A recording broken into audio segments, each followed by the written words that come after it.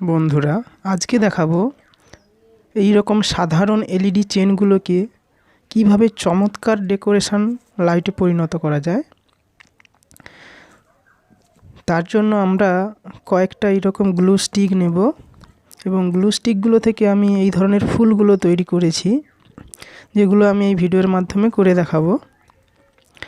তো এই ধরনের চেনগুলো কিভাবে বানাতে হয় এর আগের ভিডিওতে আমি দিয়ে রেখেছি।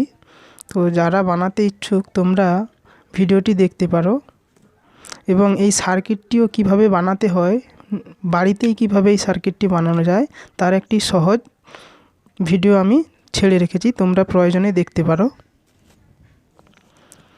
তো এখন আমরা এইরকম মোটা টাইপের গ্লু স্টিকটি নেব, সেটাকে কয়েকটি টুকরে কেটে নেব, সমান টুকরে।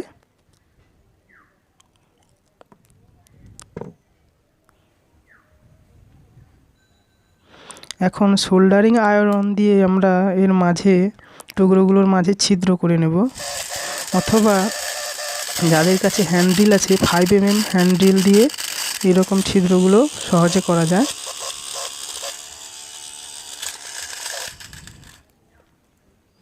এই হ্যান্ড্রিলটি 12 ভোল্ট ব্যাটারিতে চলে।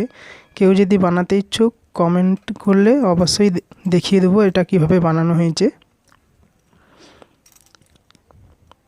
এখন কিছু গ্লু স্টিকের টুকরো নিয়ে, যেগুলো আমরা ছিদ্র করিনি, সেই রকম গ্লু স্টিকের টুকরোগুলোকে আমরা কাটার দিয়ে কেটে ছোট ছোট অংশে ভাগ করে নেব।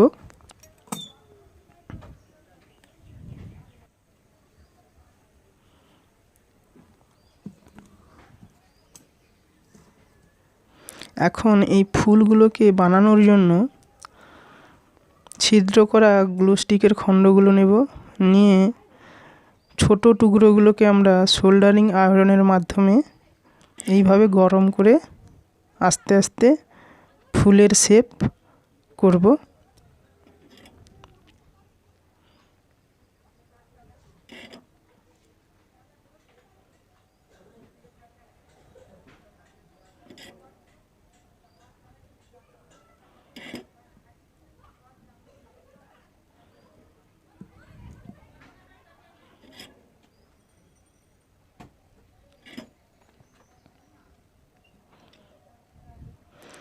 ঠিক এইভাবে আমরা ফুলটি তৈরি করে নেব, এবং যতগুলো লাগে ততগুলো ফুল আমরা তৈরি করে নেব।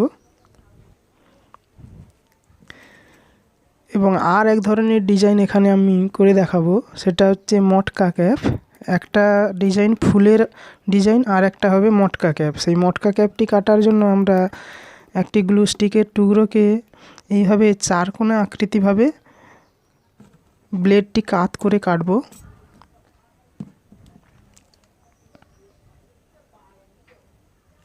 অবশ্যই এগুলো কাটার সময় ধারালো জিনিস হাতে যাতে না লাগে সেদিকে খেয়াল রাখবে।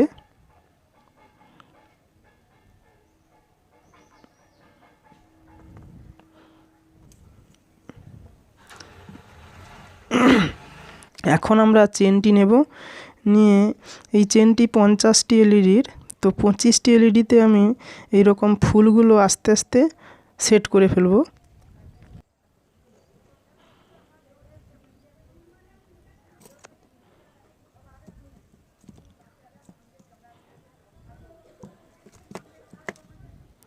এইভাবে প্রথম 25টি এলইডিতে ফুলের ডিজাইনটি আমরা সেট করব, এবং 25টি ডিজাইন হয়ে গেলে 25টি এলইডি হয়ে গেলে বাকি 25টি এলইডিতে আমরা এইভাবে মটকা ক্যাপ সেট করব।